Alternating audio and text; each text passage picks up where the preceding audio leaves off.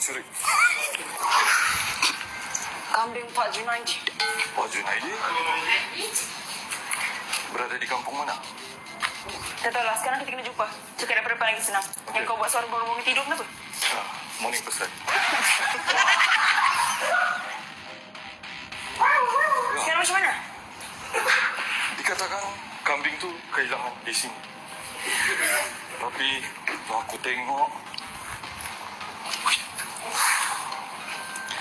kesan darah masih ada.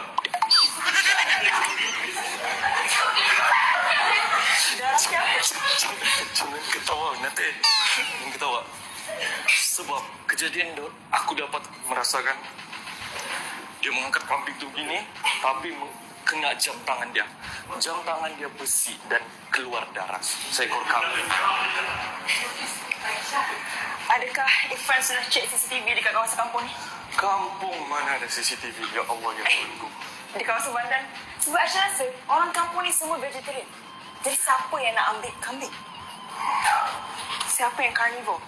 Mungkin ada salah satu dalang dalam Bandan. Kalau mengikut informasi yang aku dapatkan, Pak Junaidi mempunyai 16 ekor kambing. Tapi kehilangan 4. Tapi di sini masih ada lagi hilang 4. Aku apa cakap macam ni?